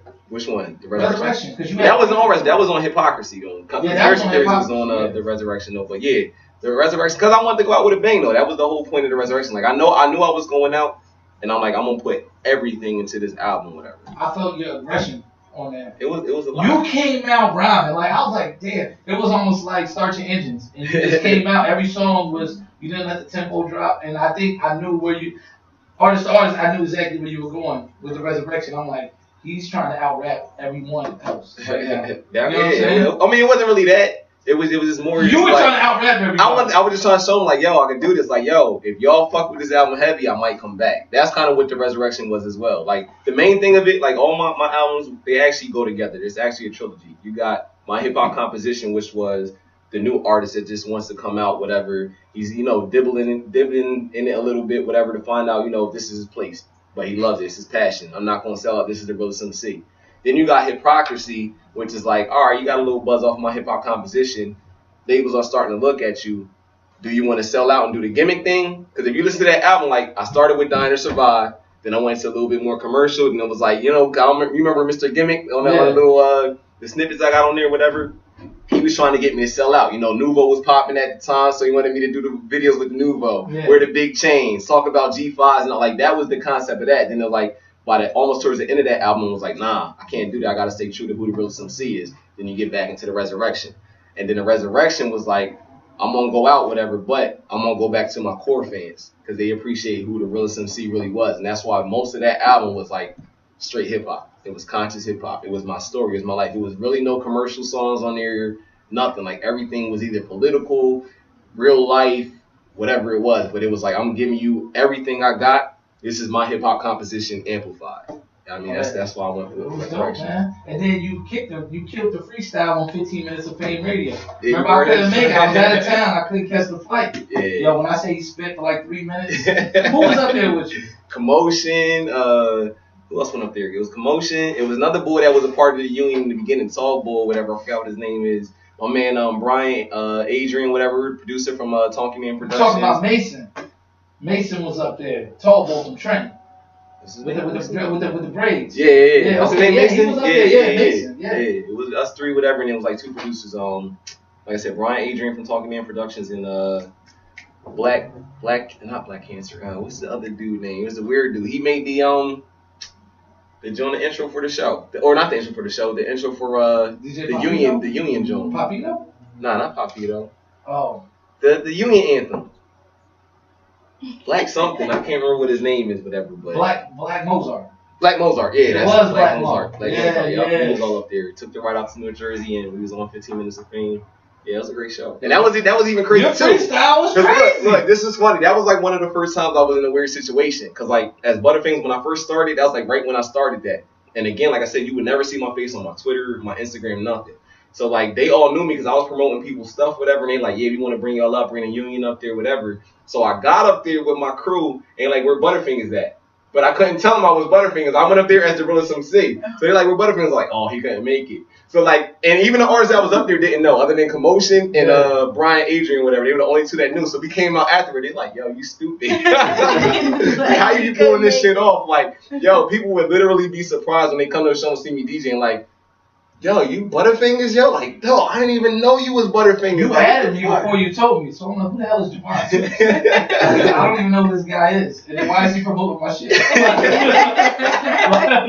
Yo, what's going on here? And you're like, yo, but see, you explained to me the situation over the phone. I'm like, I got you, I dig it. You was like, just don't ever talk about both of us at the same time. All right, cool. Like, I don't want you to get sued. Yeah. But yeah, it was crazy, man. So who influenced your style? As far as rapping? Yeah. Like I said, I'm not even gonna lie, like Diddy was definitely an influence. I mean, not lyrical wise, I think business minded back in the day. Like he was on his grind. I remember like in the 90s, like you couldn't ride down the street without listening to the radio and it was some kind of Bad Boy song. Whether it was Total Mace, B.I.G., 112, like somebody with it. Bad Boy always had a new hit on a record, on the radio, you know what I mean? So that probably, like I said, that's how I started. I wanted to be Diddy. I didn't really want to rap. I just wanted to do the music and hop on tracks every now and then. But I wanted to manage. I wanted to be an A&R artist. And that's actually like one of the craziest points in my life. Because when I was in college, like I said, I went to Drexel. They're known for their co-op program. So I actually had a co-op internship opportunity to work for Sony Records, whatever. Went all the way to Sony, got the job, whatever. But I was a broke college kid. I gave my car because I was out here in Philly, whatever, so I was just taking public transportation. So there was no way for me to get all the way to New York every day. So I turned that down for an internship at it was like a little local label called Off the Hook Entertainment out in North Jersey, whatever, which I took. And like I'm not mad at it, you know what I mean, because it taught me how to run a label. You know what I mean? I learned a lot because I was the CEO's executive assistant. So I was working close with him and learning how to interview people and all that stuff. So it was definitely a good, experience. But I'm like, damn. If I took that internship, where would I been? Like, where would my connects be right now? You know what I mean? Like, I always think about that, but yeah, it's like it's no regrets, but you just always think, what if? It's always the what if. Yeah, so. Yeah, so who would you label the greatest MC of this era and of all time? Of all time? Well, what about this era? I want to hear who you think is hot right now, because we talk a lot about it being trend rap right now. So as far as now, when we say now, like, is this still artists that are still alive from my era, or like artists that just came out within the last 5 years or so? Within the last 5-10 years. Right now, I probably would say for now, I don't know, and that's off the top. So I'm gonna say J. Cole right now. Matter of fact, I'm gonna say probably J. Cole and Drake. And let me explain that though. J. Cole, I feel J. Cole. I definitely love his music. I think he could do more. And some people might disagree with me on this, but I feel with his last album, I kind of got a feel of him trying to emulate Drake just a little bit. I think he was singing a little bit more on that last album. So I definitely fucks with J. Cole, definitely one of the best right now. I love Drake though, because even though he does the music for the ladies a lot of the time, he can still spit when he wants to. Yeah. He can still do a rap track. But he's not doing anything like people knock him for doing music for the ladies. But at the same time, there's been artists doing that. You got LL that's been doing it. Like, at the end of the day, it's two things. And I can't knock people for their hustle. Are you in this for the passion, or are you in this to make money? Yeah. Drake is obviously in for the money. He's a talented artist as well, but he's going to do what he has to do to sell, to make money. So that's why I'm not knocking Drake. Because like I said, he's lyrical when he wants to be lyrical. But at the end of the day, he got to make his money. So he's going to do music for the ladies and all that. You know what I'm saying? So I don't have a problem with it. So I'll say right now, in the last 5 years, probably would be J. Cole and Drake. Okay, I have to bring this up because you are a real MC. You write your own rhymes. Mm-hmm. Well, how do you feel about the ghostwriting allegations against Drake? I mean, see, I can't really comment too much on that because I don't know the whole situation. Like, I think people take stuff on Facebook or stuff that's written in a song or whatever, and they take it to heart. Like, yo, this is proven. Like, we don't know exactly because there's songs that I might have helped co-write or whatever like that. Like everybody to me does some kind of reference or takes something from something. You know what I mean? So I don't know what their exact situation is. If whoever wrote an actual whole song for Drake Like and he Quentin did Miller it. said he actually like wrote entire songs for him. Like, Oh, he said that? like No. entire verses. I don't think he ever admitted to Yeah, that. I never heard him it was actually like- admit that. Yeah, he did it on a phone interview with one of the lesser known radio stations that he said he actually like almost wrote the entire verse to 10 I mean, is it almost or all the way? Like- 'Cause like he said. It was like he wrote the core concepts and then Drake maybe took out a line here or put a line in here, but he wrote the concepts of it and he just But he also got credited financially. So I Yeah, mean, like- that, to me, that's fair. At the end As of long the as day, he gives his yo, credit. we're in a different era of hip hop right now. Like they're not really looking for the hip hop artists no more. And what we was talking about before, most of the artists now, big artists, I'm gonna say this again, are going towards that pop. Whether it's still considered hip hop, rap, or whatever, everybody wants to be a pop artist. So right now, labels are not looking at, oh, this guy has talent, we're going to invest in him and build him and make him into an artist. We're past that artist development era or whatever. Now it's, we can make money off of you. We're going to put our money into you so you can make more money, and we're going to take that money from you. So for us to do that, what we're going to do is we're going to get a whole bunch of talented writers. It's like writing a movie. You're going to get the best writers, and you're going to make the best project you can. So right now we're in that era. Yeah, like you're trying to make every album. Rihanna probably don't. Well, I'm sure she don't write all her stuff. Like it's always a bunch of writers, whatever, for them, because they're trying to make every song the best that they can if they got that money behind it. We're in a different era. I'm not gonna knock that at all. And I also don't think Drake ever is going for the running of number one MC. You see what I'm saying? but he does credit himself as one of the greatest lyricists of But our I mean, time- right now, of our financially, time. he probably is though. He's doing. I mean, as far as He his likes to lyrics- credit himself as that, but how could you say that when you in his don't time, write your own he always says though, in his time, like Yeah. I'm the best, and who else is better than I'll him say right now this. that's doing better than him? We know. I think everybody's smart enough to realize he was writing for Lil Wayne heavily at one point. Yeah. So if that's Lil Wayne's greatest time period, shouldn't that be Drake's greatest time period?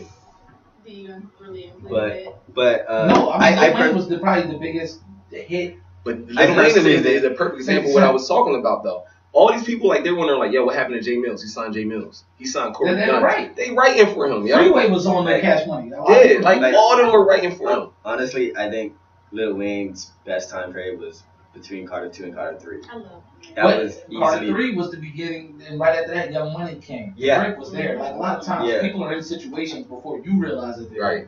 Like Gilly So- signed in 2000. I remember I read the article. I said, "Man, Major Figure signed Cash Money.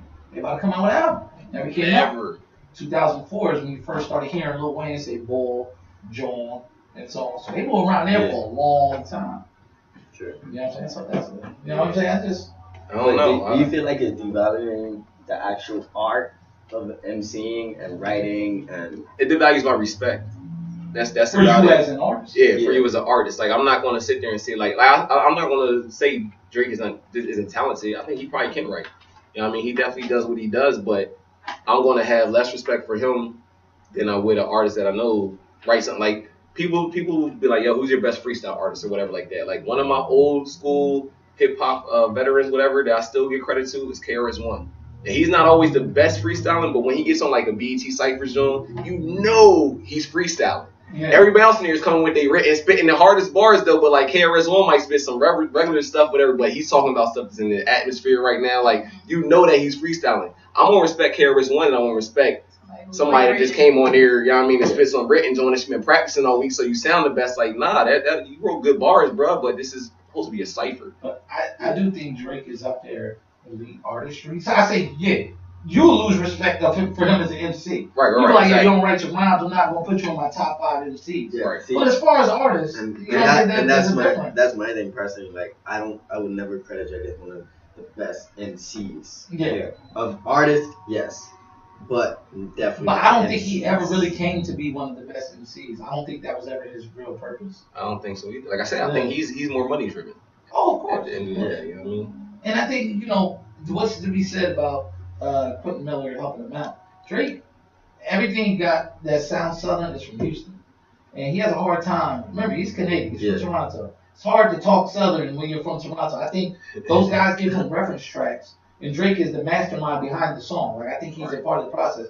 But to say the certain words, the way Future and all the other guys he's with saying, he needs somebody to reference him. Like, yo, this is how you gotta say it. You know what I'm saying? Because he's not in the streets of Houston, Atlanta, to be able to say those things. So when you heard the reference track, I think that was more or less showing Drake how to say the words that are hot, you know what I'm saying? And to speak the slang. So we want to get into this, the rappers over 30. Why do you feel like you shouldn't be a rapper over 30? Like, give me some details on that. I think it's about the money situation. At some point, and I don't want to say, I definitely want to get a wrong message. So everybody listening, this is not me saying give up on your dream. I'm not saying that at all.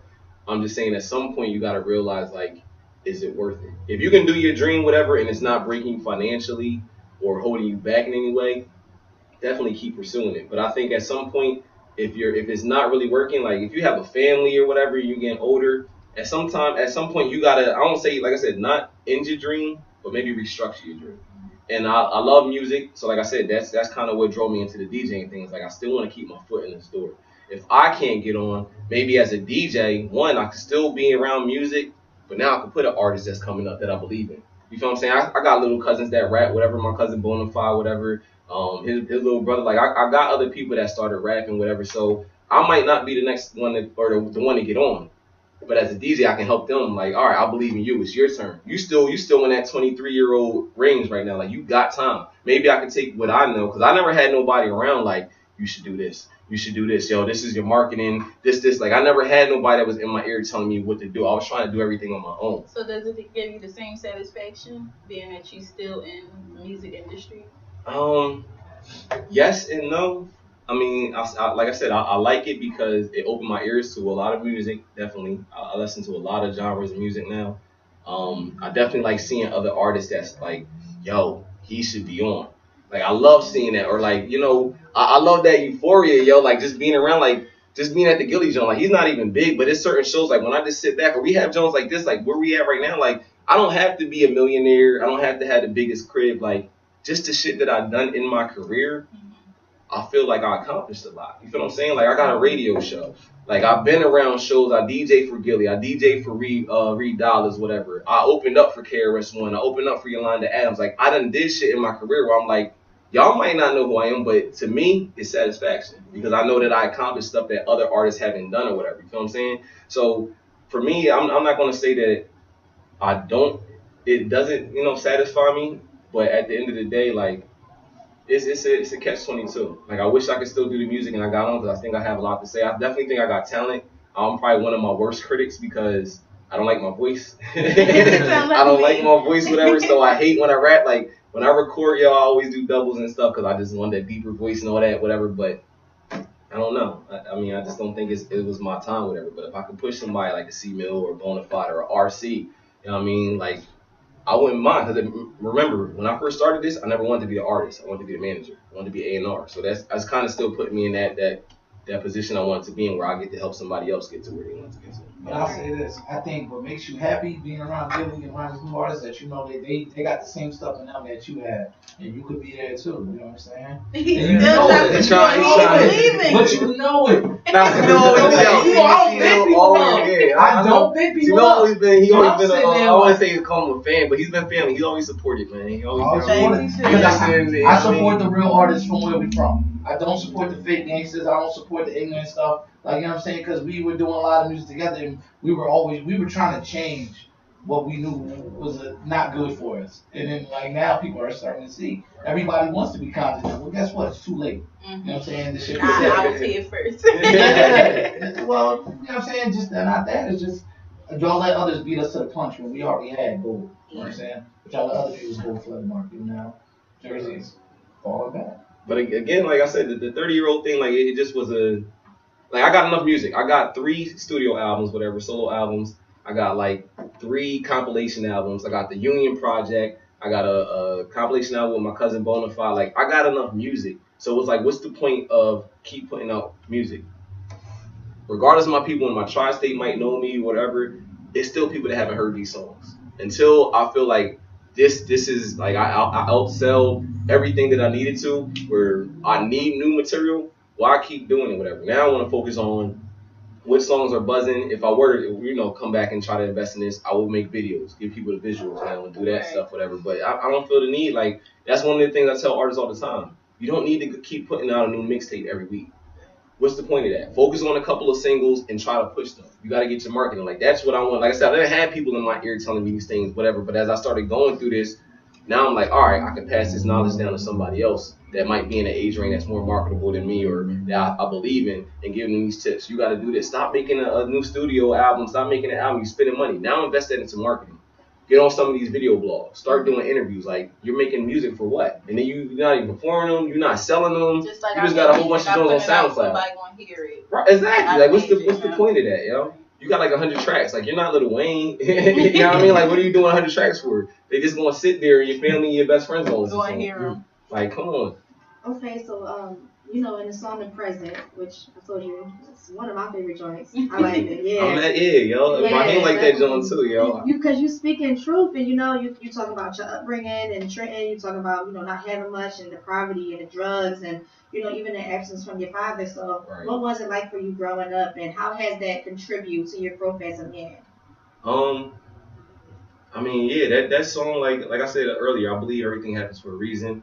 I don't even know if I said this on the air or whatever. We just talking behind the scenes, whatever. But like, I just got the phone call this morning.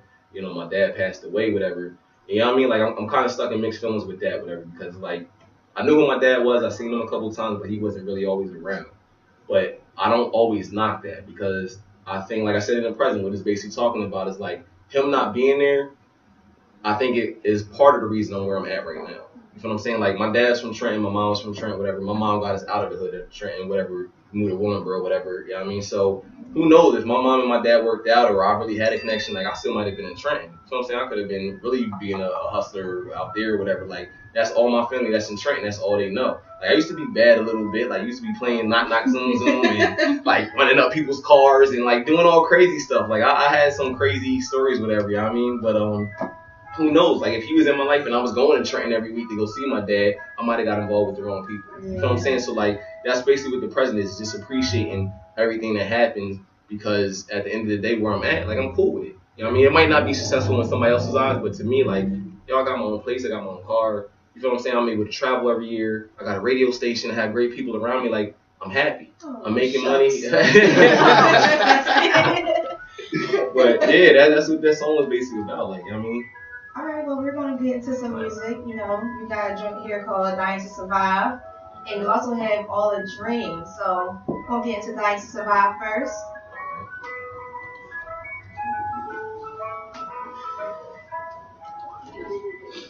It's been a long journey. She's not gonna be able to come in. Door locked right now. I've seen it all.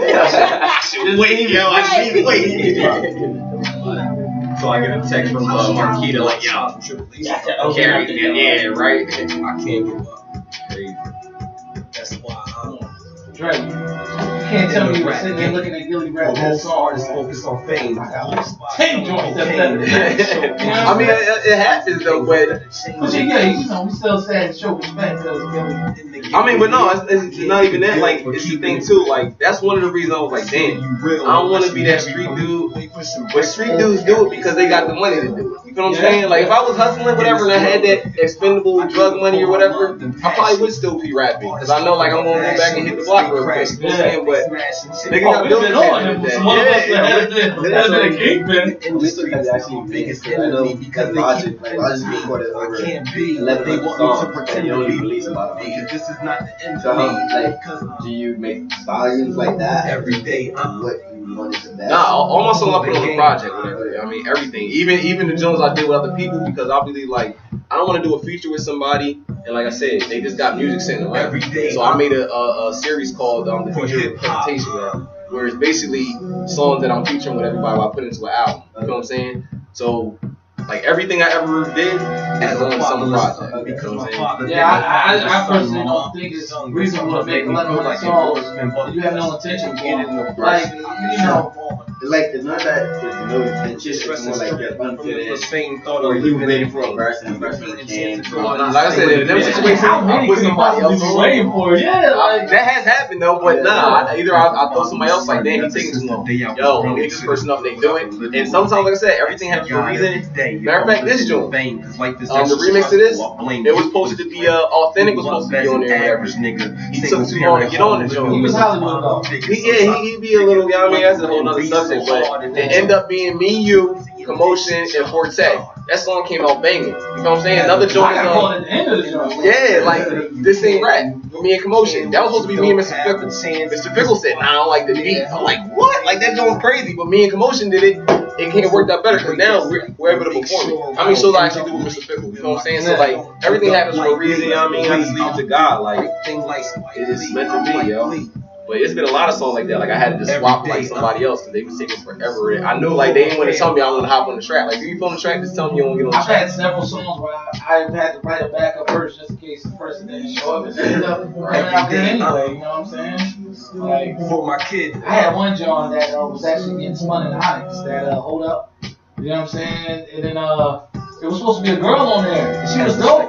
She's just scared to put her name out there. And then Yo, I'm into a lot of artists. Like female artists, yo. Especially singers. And the track was kind of, it was all open coffee, so it was kind of going at T.M. too. Alright. But it was also, when it was done, they battles on Facebook. Love trap, man. I was waiting on the verse, so the second verse I just had to go in and just punchline it. It worked out, man. People was feeling me. But out there too, like More people. being an artist is a struggle. But I call it the beautiful struggle. You know what I'm saying? Because even though you're having trouble with it, you still love doing it. You know what I mean? Now that you know where you're not kids, like your early 20s. Do you think Every day, do you guys ever think of like creating like a label? For my Lord. I know you guys Every day. Yeah. Every day. But, like, thinking about creating a label. Like you just create a label and then you just build like all this Every day, artists, because I think that's where you For my Savior. That's the point of the radio station. Yeah. This is the one right here talking about like basically like what I did. I mean, it's not success to y'all, but They don't support I me. did so like. They don't support the Realest MC. So yeah, now, like, every day I think about starting a label, a stable It artist. was all a dream. And that's why I like meeting a lot of these recording artists. machines. Couldn't go to the Probably ought to be like, yo, Two struggling teams who wanted to be rapping, not for the greens, though we did it for the passion. And I love for the game, What group plus did I'm you up have? for the veins. I can't rap back then, I think I had lust for the veins. It was a huge group, and I had a was only freestyle 16 with a raw home and they reached a lot on my spinning means. Pretty tough to play for NFL was 7-9. I wish you know I made some you be Gemini. Take out the take, you either get it right or get upset when trying to make it take. And make them talking about the sex. And when doing the show, it's like every breakfast, you be lucky if you go to the internet. We gonna wait like 1 minute because it ain't even nothing to 50 yet or 150 yet. All I need is one break and my foot in the door. I I'm didn't not sure if that's how I feel. We got hurry up, If y'all. it was everything that I wanted and more. If I felt was everything that it wasn't before. Full of smelling the fraud. And common sense told me before, but now I'm definitely sure it's really the fraud. Because the fucking hole and like an inspiration back then I almost was like I'm I just have to ask one more question right there. Oh yeah, then we don't need to ask that question. What the heck did we about to ask, yo? What she was about to So ask? my research, Dre. Oh man, what the heck? What?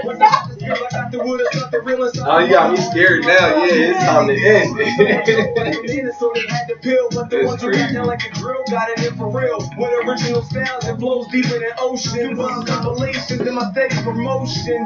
We were doing show for show, but there were time conflicts and we were. I think he's back. The tension was getting high, so we went so low to the point you would have thought we weren't cool no more.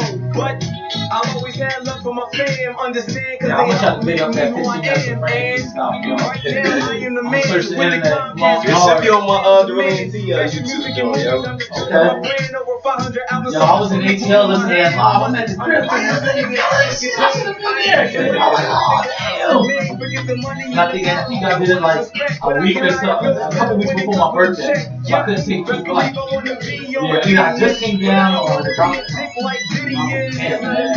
That was a good trip. We was freestyling back and forth that whole ride. Like, it was fun, I'm on my own, man. I'm independent. Trust me, I still got plans for everybody. Like, a lot of artists come in contact with. You know, once you got other plans going too. Like, I want to be able to invest more into everything I went through to get to where I am now, man. That's what I want. You may not know it. Yeah, I came a long way. Really just getting First off, it's I want hard. to thank all the people It's that hard support going me to and what I like, do. man, Because I couldn't do what I do without there's a you. level between you and decision making that's holding everything Also up. want to thank my Really, haters like, because how it without is you, right now, you know what I'm I saying? couldn't do what I do. Yeah, like, you know how it is though, you know what I'm saying? Like, A lot of y'all might not know about this hip hop. it's a killer, dog. So It's like, people want to get involved with let me tell y'all what I have done in my independent career so far. I won an award for the best hip hop song in my city. I've opened up at the Wachovia Center 2 years in a row for the N1 Mixtape Tour. I've also performed that show hosted by AJK Flay and opened up for artists such as Cal P, Pat Bush, and Yolanda Adams. I've had several tracks played on numerous radio stations throughout the nation, including FM stations that was such such as a dope idea, man. That was a game changer. That was a game changer. That was a game changer. Cities like NYC, But there'll be another one. DC, New York, and Philly to name a few. I have single-handedly filled with 500 hours just for the songs in my head, and my downloads are growing every day. So my accomplishments may not be better than yours, but I can honestly retire right now and have stories to tell my kids. I feel like I accomplished a lot because of my money. I'm independent. Before I get out of here, I want to thank everyone that downloaded, the independent mixtape. No matter how you got it, I appreciate you taking the time to listen. All right, and we're back. Definitely had a great show. Got a chance to get to know our big brother, you know, a little better. So we're gonna be ending the show here, but you know, Realest Emcee, you got any shout outs? Shout out to my union crew. Shout out to C-Mill, Bonafide, Commotion. Shout out to Craig Lynch. Shout out to RC. Shout out to the Real Entertainment. Shout out to my boy Keith, O Styles, you know what I mean, Underworld and Entertainment. And you know what I mean, shout out to everybody that's been supporting the Realest Emcee and the real music, you know what I mean, for the whole time I've been doing it, whatever. That's basically it. All right, so we're definitely gonna end the show with some more of his music. We got the same rap coming up. Yeah. And I want to thank everybody for plugging in. This is China D. Plug in every Saturday from 12 to 2. This your girl Royce. Steven. And yep. Hey, man, you gotta say this slogan. At the end of the day. At the end of the day, you gotta stay plugged in. Every second counts. Either you want or you not. I dodged a bullet, yo. She had a question for me, but I think it was like perfect timing. Definitely I want to follow bullet. this question and answer it off the air. I think she was about to try to C-Mill me. Alright, thank you for plugging in. Y'all know y'all gonna have to ask me that question, right? I'm curious I'm to know what definitely it gonna was now. What question What is is it? Because I want to know where you say you got to do researching. What you been researching though? Look, this had nothing to do with me, dog. I know, but Nothing the to question do with was on some personal stuff, like so I'm like, knocking you? What the hell you gonna ask me about knocking you? Peace.